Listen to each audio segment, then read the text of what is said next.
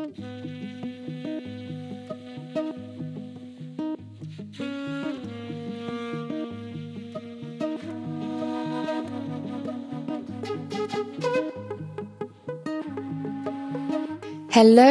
and welcome to From There to Here, the podcast where we get real about what it takes to build a new life far from home. I'm your host, Emma Bellamy, and today I'm joined by Natalia Gomez, who moved from Colombia to Australia about 8 years ago. Back home, Natalia was a veterinarian running her own pet rehab clinic. But when she arrived here, she had to start over, taking on jobs like cleaning, waitressing, and working as an au pair, all far from her original career. Determined to return to her passion, Natalia spent years preparing for the tough Australian Veterinary Exam. Now, she's living her dream as a vet in Australia and helping other immigrants do the same. If you want an honest look at what it takes to rebuild your career and life in a new country, you'll want to hear this conversation. Let's dive in.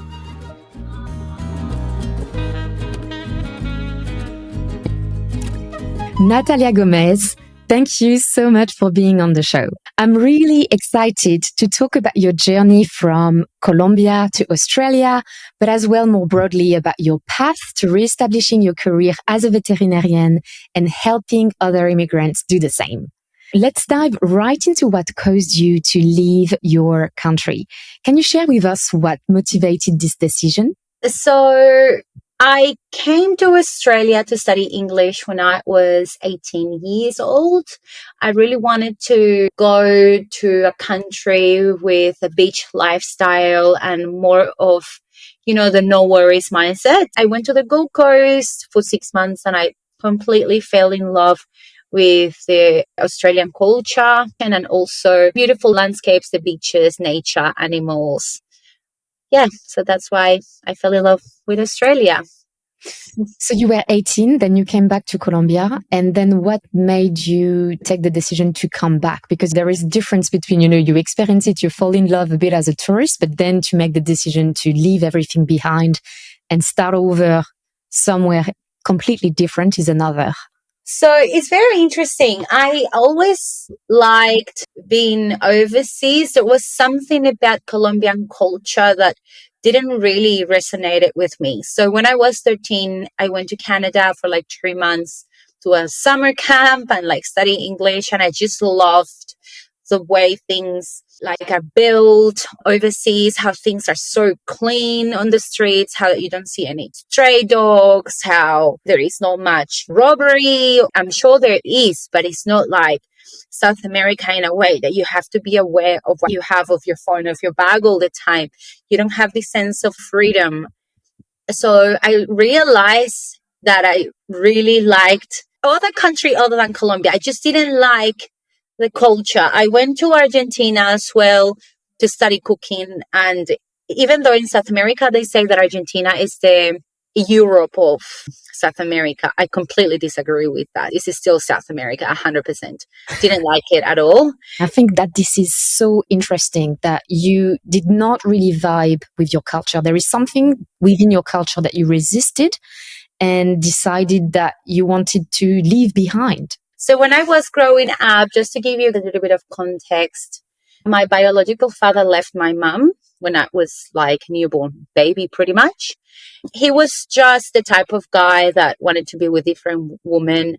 In fact, I do have 13 different siblings from different mothers with my biological father. So my mom raised me on her own. Unfortunately, when I was about 12 or 11, she went into a really abusive relationship with a very machista male. And for people that are not from South America, machista is a strong sense of male dominance that is present in many Latin American cultures and also overseas places like the Emirates kind of culture. And the bad thing about South America or Colombia is that women actually support this behavior without even realizing they are doing it. So I realized at an early age that men were very machista in South America because of my mom. She was always raising me on her own. She was luckily always super hardworking woman. But yeah, she ended up with this guy. They were together for a very long time, almost like 14 years.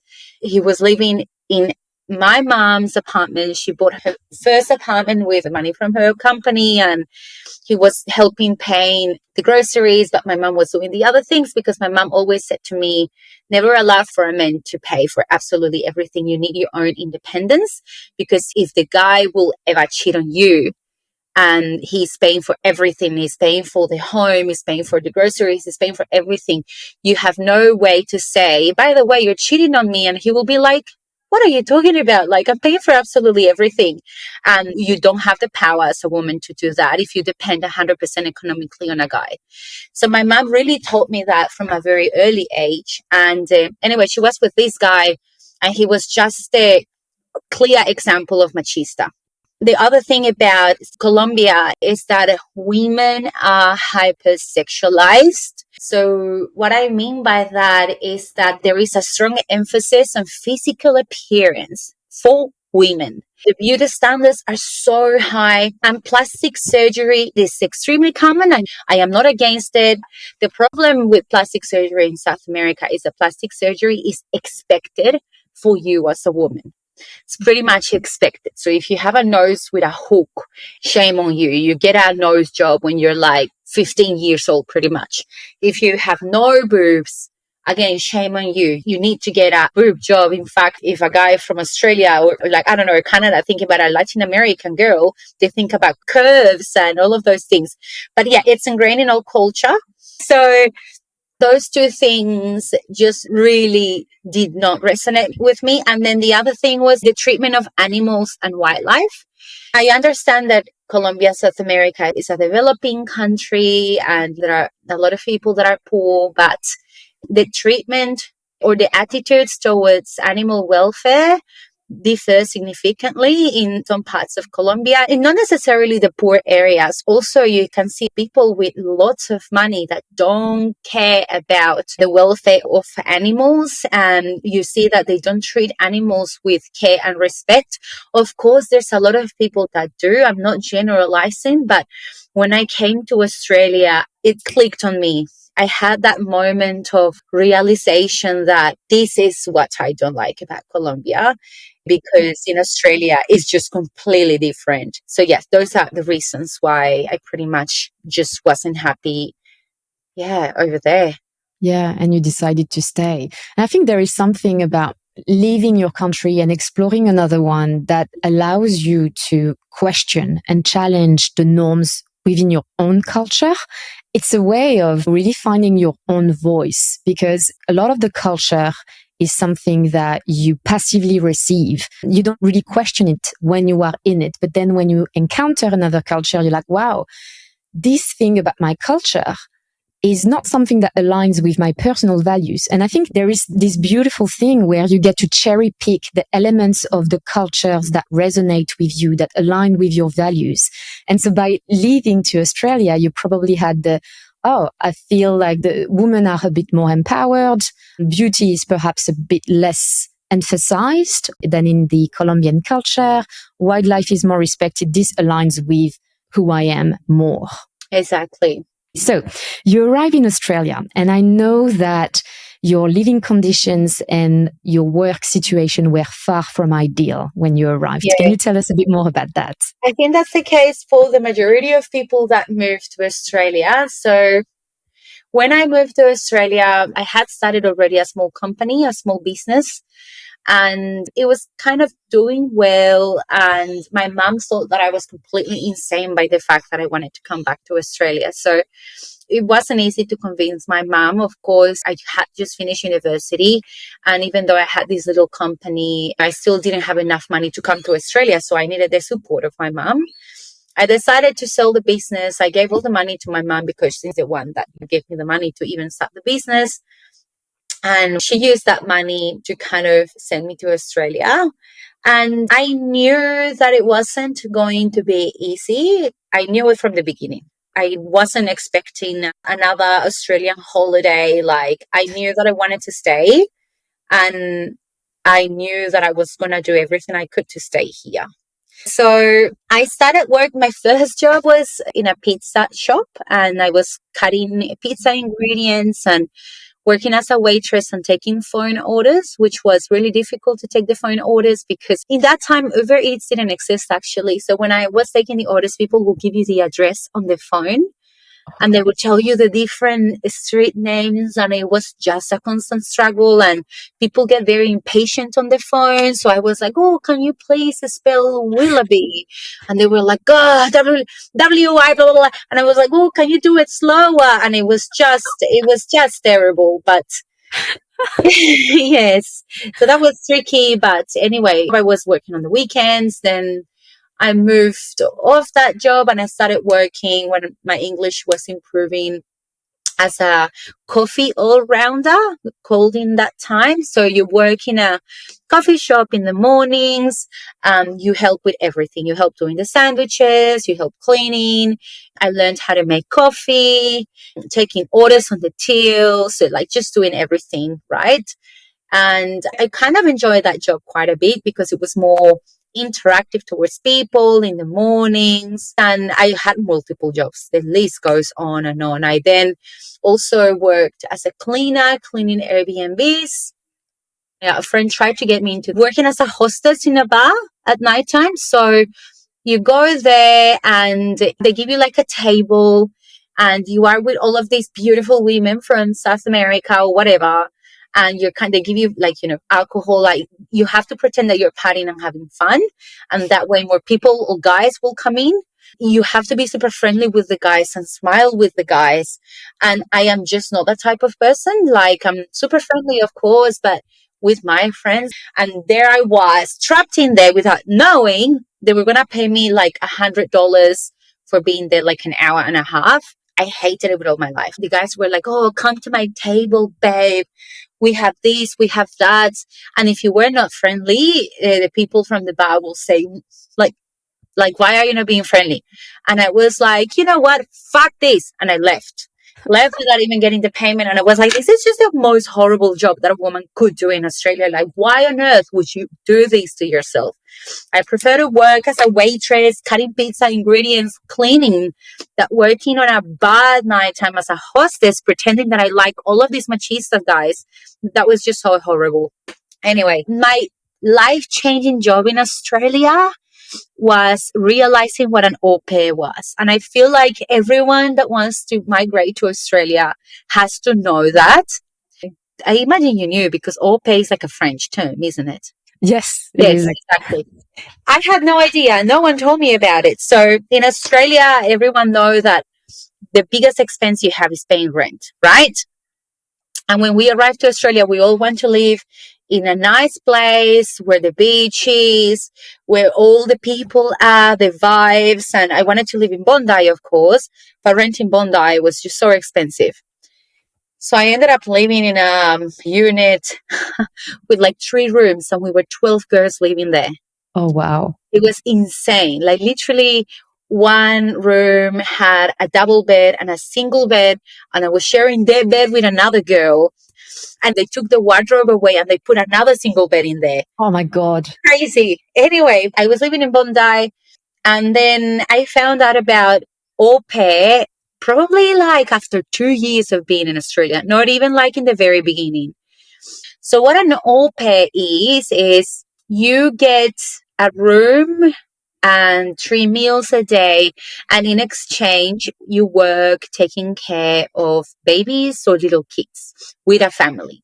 So I did that, and I moved to a house in Tamarama, and that changed my life because then I didn't have the stress of paying rent or food as well. And it's such a chill job. Like I remember when I was working with all the other jobs, I would get home and my feet were so painful because I would be standing up all day. I even developed like a type of tendonitis in the arch of my feet. It was so horribly painful. I had to go to a chiropractor. And the reason why I got it is because from the moment I woke up from 6 a.m. until the moment I got back home, I was standing up. And working as an au pair was just so refreshing. I really enjoyed that. And it really, really helped with my mental health and my financial circumstances in Australia. When did you feel ready to re-embark on the journey of requalifying as a vet? Going back a little bit, when I graduated from my vet university, I didn't want to be a vet. I was like, yes, fine, I finished my degree, but I don't want to work as a vet in South America. But when I came to Australia again, the second time, I realized again of the connection that people have with wildlife, with dogs, with animals. And I just loved it. And I started to apply to jobs related to my profession. In that case was a vet nurse, because I couldn't work as a vet because you need to do a bunch of things to get your Australian registration. And no one would give me a job. It was impossible because I didn't have experience in Australia. You send your CV, but it's all about South America. No one would call me. And I kind of gave up easily, to be honest, at the beginning, because I was settling into Australia, trying to survive financially, trying to get other jobs, improving my English. Then after a year, when I was more settled, working as an au pair, when I knew the dynamics of Australia and everything, I was like, well, first I really need to focus on my English, medical English, and I'm gonna literally apply to every single vet nursing job I see. And if I can get a volunteering position, I'll apply. So at that time, I remember there was the Taronga Zoo. They often have positions for volunteering. And I was like, oh my God, I'm going to apply. I am a vet. Of course, they will give me the job. And I applied without realizing that it was incredibly difficult. The amount of people that apply to those jobs, not the job, the volunteering position is insane. Anyway, I went through some filters in the interviewing process and I didn't get it. And I was devastated, Emma, when I didn't get that volunteering position, because I thought that it was going to open up the doors for me in the animal industry. And I was so sure as well that I was going to get it. You know, my ego was super high. I was like, oh, I'm a vet. Like, of course, they're going to benefit so much from me. They don't have to pay me. And my world just came down. I was just sad, depressed. I was like, I'll never be able to work as a professional in Australia. And I want to stay, but I don't want to stay working as a waitress. I don't want to stay working as a babysitter. Like, if I want to stay, I want to have a good life. I wanted to get some fulfillment as well for my career in Australia. And there was a moment that I gave up, because applying for jobs is another job. You sit down and look and have to create cover letters for every single job. It's just another job. It takes so much time and energy. And I was just so over it. And I was honestly depressed. I really had like a really sad moment in that time. But my partner, he was so supportive. He said, don't give up. I know that you will eventually get a job. Just keep looking. Someone will eventually give you an opportunity. And he always was against me applying to that volunteering position on the zoo. Anyway, he said that it wasn't conducive to my professional goals, even though I thought so, and he was completely right. So in South America, there is a saying that is, everything happens for a reason, like todo pasa por alguna razón. And that is completely right. In that moment, I didn't understand. But now that I know how the dynamics of the zoo work, what do you have to do as a volunteer there? It would have been a massive waste of time and I would have been so disappointed. So it was actually really good that I didn't get it.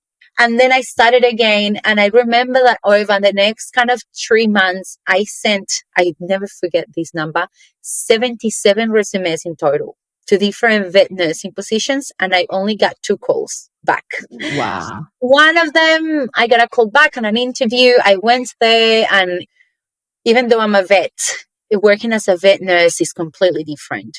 We as veterinarians are hopeless as working as vet nurses. So the vet and owner of the practice asked me all of these questions about specific vocabulary and procedures and protocols in Australia. I had no idea. So of course he didn't give me the job.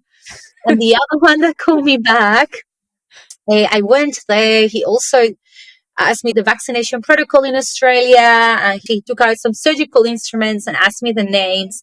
And I was like, well, I know the name in Spanish, but I don't know the name in English. Anyways, I knew I was not going to get it. And then when the interview finished, I was like, his name is Dr. Ben. He's actually from Iran. And I was like, Dr. Ben, I know I'm not going to get the job, but I just want you to know that I'm very interested in even doing a volunteering position once a week. I'm very happy to help you walking the dogs from hospital or cleaning the cages or doing the washing. And then he looked at me and he's like, oh, you know that I went through the things you're going through. I was like, what do you mean? He's like, yeah, I am from Iran and I moved to Australia and I had to do the Australian Veterinary Examination to get my registration. But before that, I tried to get a job as a vet nurse and no one would give me a job as a vet nurse. And I was like, oh my God, I could not believe it because when I met him, honestly, he looked Australian. To me, I didn't pick up on his accent. His English was really good. Maybe an Australian would have, but I had been in Australia for 1.5 years or something. I didn't pick up on his accent, so I just couldn't believe it. And then he didn't give me the job, but he did allow me to go to his practice once a week for a volunteering position. So I went there every Monday to help with, silly things, but it was great. I loved it. And after 6 months, I updated my CV on the references. I put his name and like the other nurses, and I got calls straight away. That was a life changer. And then I got a job in another practice and that was paid. And that's how eventually my career started to happen in Australia. Wow. I like that it started with an immigrant giving you a chance, because I feel that when you have been through it yourself, you become so much more empathetic toward people who are at the beginning of their journey. That is so true. Yeah, 100%. And so you started to have professional experiences, but on the side, at some point you decided to study for the Australian Veterinary Exam. And that was another game, right? It was a complete different challenge. 100%. Yeah. So then when I was working as a nurse, I decided that I was going to start studying for the exam. And I didn't know how to. I started to get all the paperwork together. You send the eligibility assessment through, you pay for it because you pretty much have to apply to see the exam. They don't accept everyone. You have to make sure that your university is on the list of world universities. And if it's not there, you can't apply and you need to pay for the assessment. So I did that. And then they said to me, yes, you can sit the exam. And then I paid for the first part of the exam, which is a multiple choice question exam, but that's it. They don't give you anything in terms of resources or what you need to study. No, you just pay and that's it. They tell you, okay, the exam is on the 15th of April. Good luck. And you're like, wow, what do I do now? So it was very difficult to figure it out, what to study, how to study. I was working full time as a vet nurse in emergency, and I was living in Sydney with my partner and we needed to pay rent. And in Australia, I love that everything is about gender equality, right? And my partner was so supportive, but we still needed to pitch in half for things. So I was studying for the exam while I was working full time, doing night shifts as an emergency nurse. That was very difficult in terms of organizing my time. I really had to give up on life outside work because I just didn't have enough time. I was living at that time in a shoebox in front of the beach at Bronte, literally a shoebox with my partner. But it was the most beautiful location right in front of Bronte Beach. You just had to cross the street and you would be at the beach. Our balcony was literally looking at the beach. It was amazing. And I remember that in that time I was studying for the exam. And my study desk was in front of the balcony and I would look to my right and I would just see the beautiful day. And I just never had the time to go down there because I always had to study. And I have ADHD. So, you're a psychologist. I'm sure you will understand. For ADHD, you're not like, oh, I'm going to study for 3 hours. Then I'm going to have a 20-hour break and go to the beach. And then I'll come back and I'll study for another 2 hours. Then I can cook lunch, then I study for another 5 hours. With ADHD, it's all or nothing. I knew that if I was sitting down, I can get hyper focused. But then if I go to the beach, it's over. There is no way that I can just come back and sit down on my desk. I would probably see a friend, or I would stay swimming or tanning, then I would go and get lunch. So for me, it was all or nothing. Unfortunately, you don't have that in your brain. Like, you don't have that within you. So I would literally wake up, study for like 8 hours. And during the week when I was working, it was very difficult, but I would still kind of try to do 2 hours. But that's the thing, on the weekends, I needed to just smash it. So I really never got to go for a dinner on Friday night, or do much exercise, or go to the beach. And as a result, I developed an autoimmune disease. I developed Hashimoto, and I gained weight, and I became grumpy and miserable. But eventually I passed the exam. Yes. Yeah, and that's a big sacrifice to pay, I think, when you have to study for something so intense and you see that your health is not doing well, but you think that that's the price to pay. When you look back at this, do you wish you had done anything differently?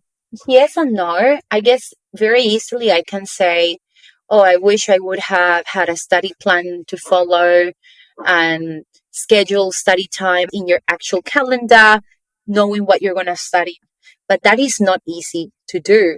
Like, I can say it now because I help overseas vets go through this journey, and I know what things you need to study. I know how to create a study plan, but in that moment, I had no idea. So even if someone would have said to me, okay, Natalia, please take your calendar, look in every single day, what time are you going to study, and select the topics that you're going to study, like, I would still, it's overwhelming to kind of get started. It's just so difficult. So there is no guidance for that exam, and it's still the same right now. You pay and that's it. Good luck. We'll see you in April. Wow. And yeah. So tell us actually about the programs that you've designed to help all the overseas students who want to take the exam.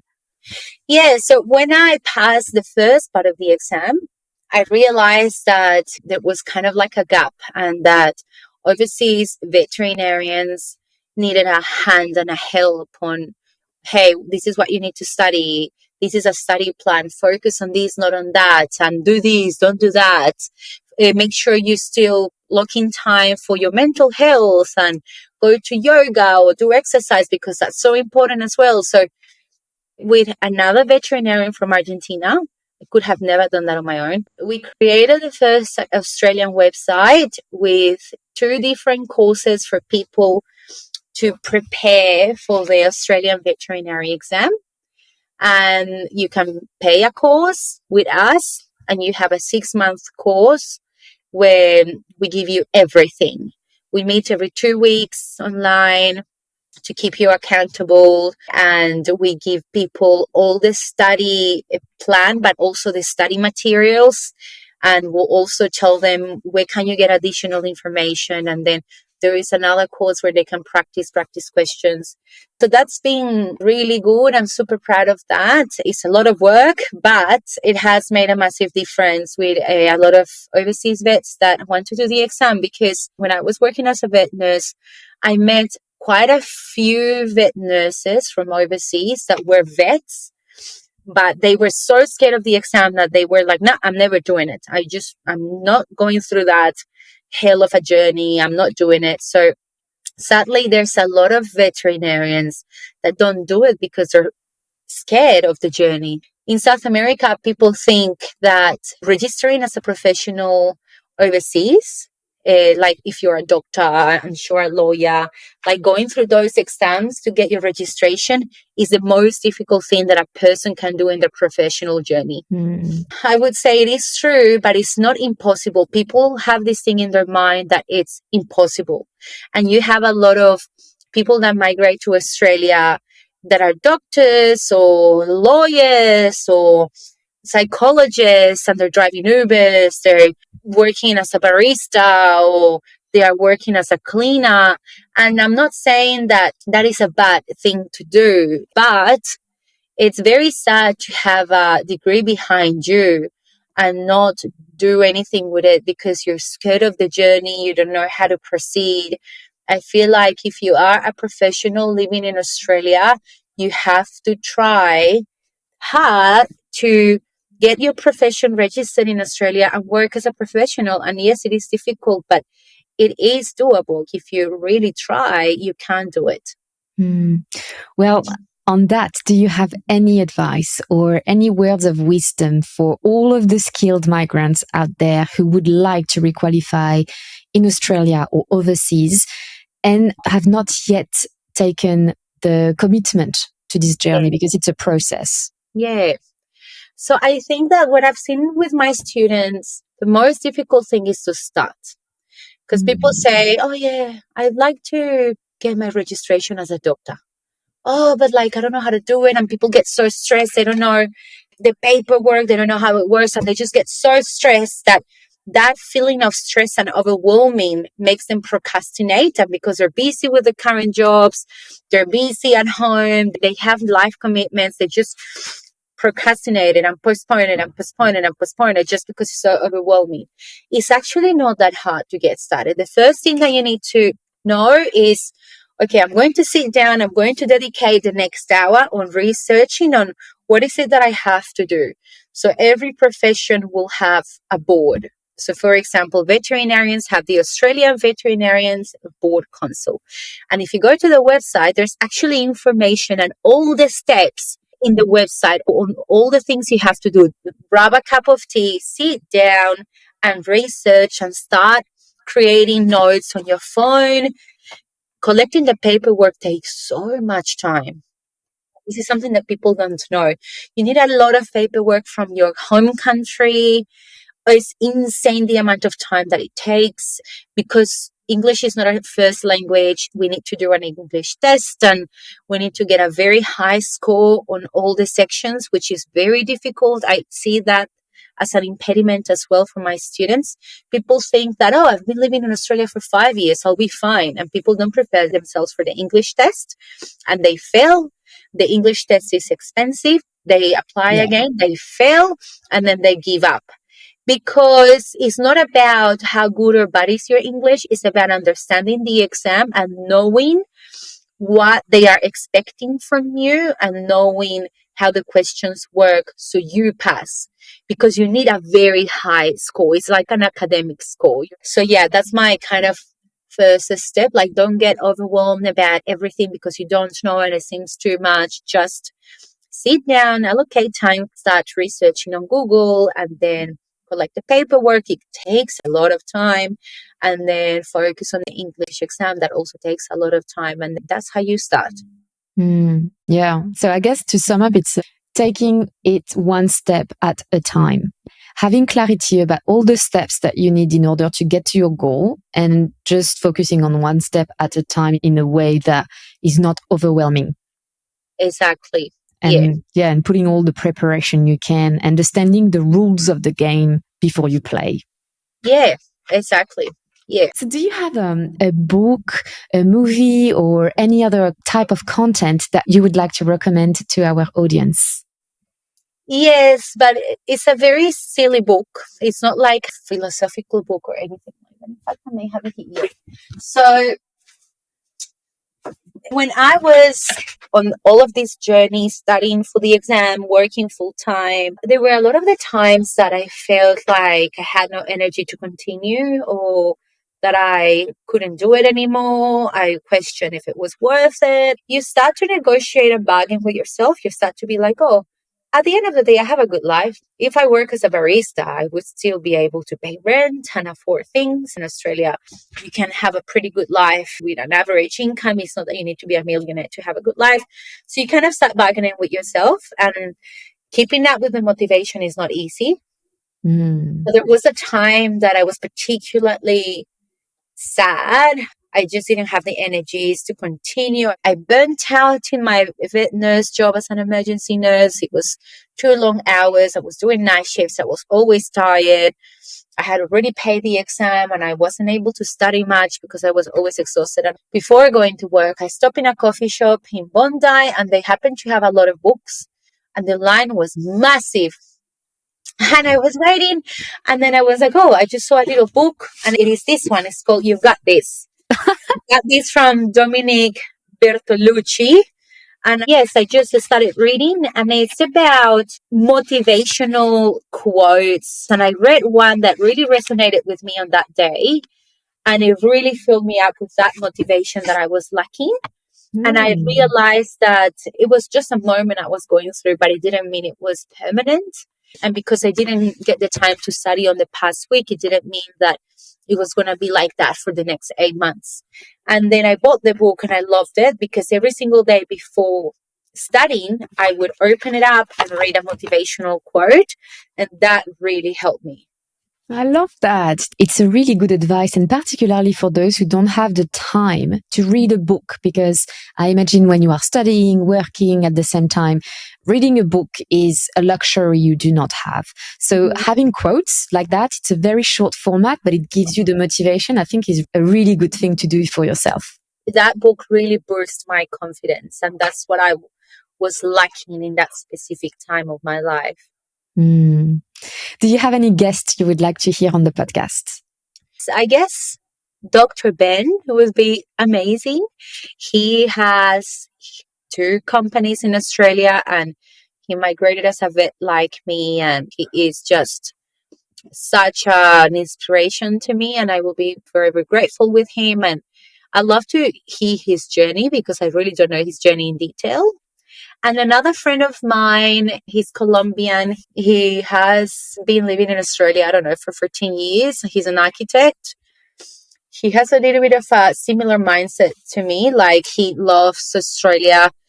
It kind of agrees with my ideas about South America. So it's kind of very interesting to see that I wasn't kind of crazy. Well, let's get in contact with them. I have 2 questions that I like to ask my guests at the end of the podcast. And the first one is, what does the word migrant evoke for you? I guess migrant for me, it's a person that leaves their home to look for better living conditions, or they look for better opportunities, even if it means that it's going to be a hard journey. They still do it. So I guess if you had to sum it up in one word, it would be what? Courage? 100%. I think it would be courage. Yeah, that would be a good word. A person that migrates has courage. Yeah. Even if they are leaving their country because of horrible conditions and abuse, they still need courage to leave, right? Yeah, definitely. And the second question I like to ask is about the Australian identity. And we've had this conversation before. I know that you feel like Australia is your home 100%. And so I wonder what you think made you feel so integrated within Australian society.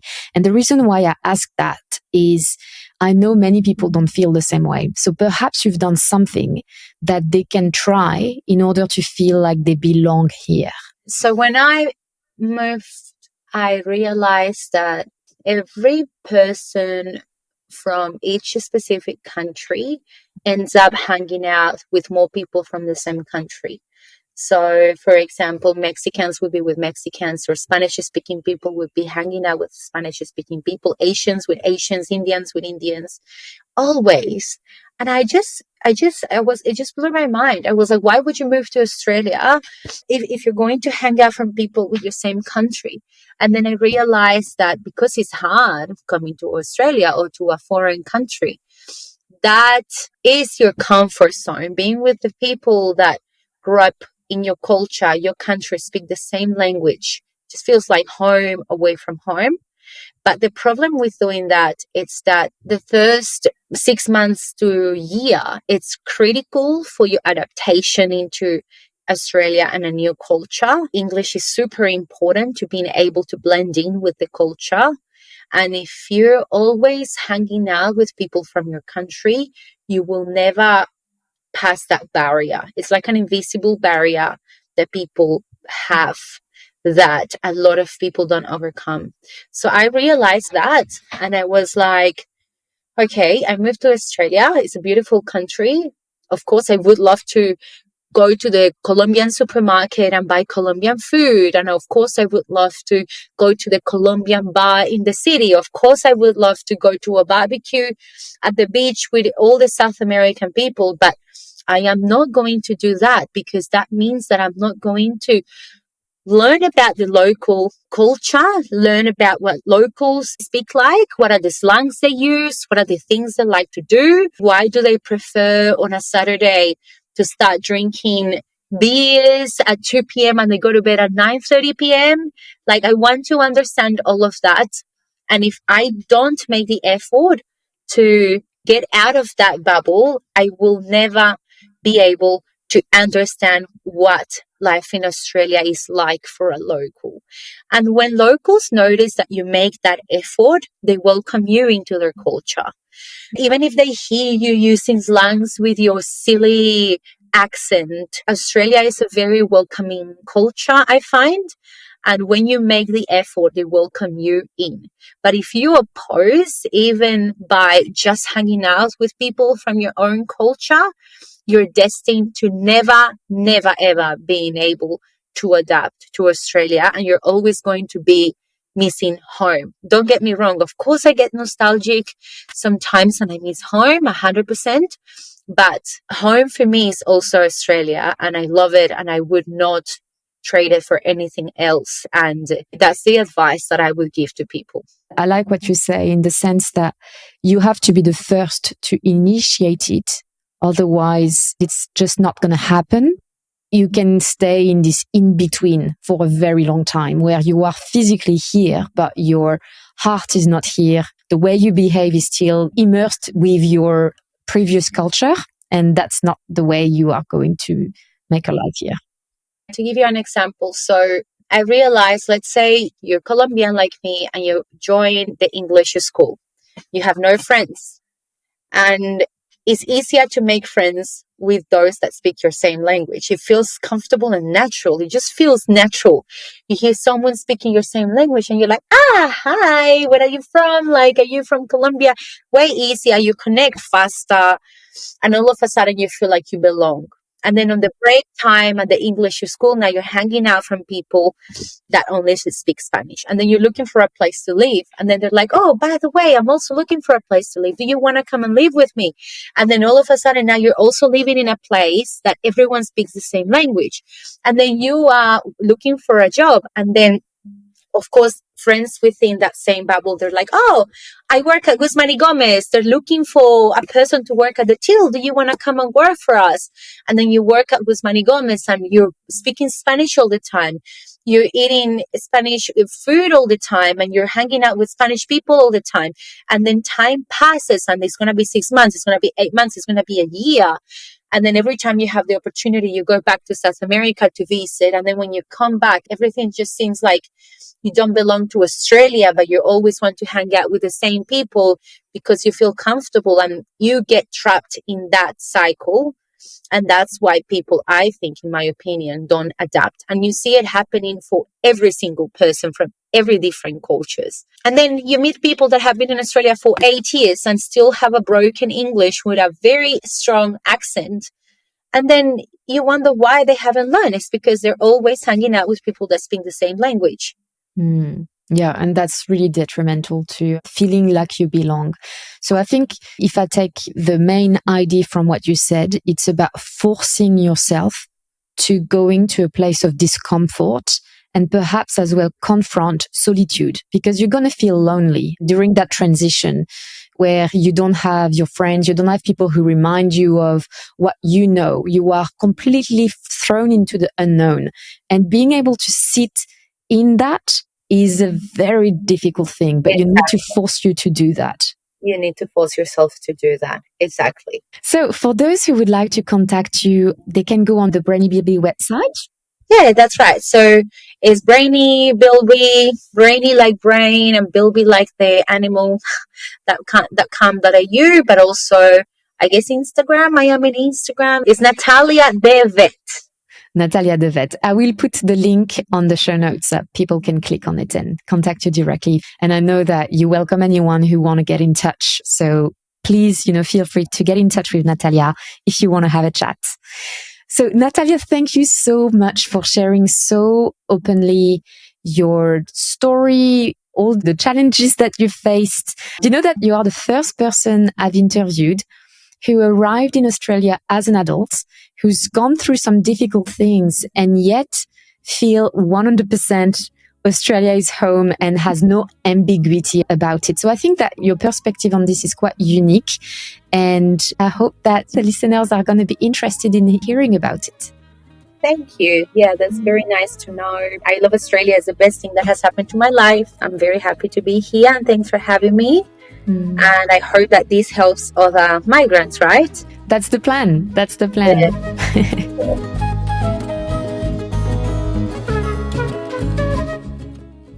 Thank you for listening to the show. I hope you enjoyed my conversation with Natalia and the story she has shared. If you did and want to help the podcast grow, make sure you follow us and show us some love with likes and stars in the ratings. Your support helps more than I can say. Next week, I will be interviewing Abdi Aden, a former refugee from Somalia who has an unbelievable story that will leave you in awe. I was your host, Emma Bellamy, and I cannot wait to bring you on another journey from there to here.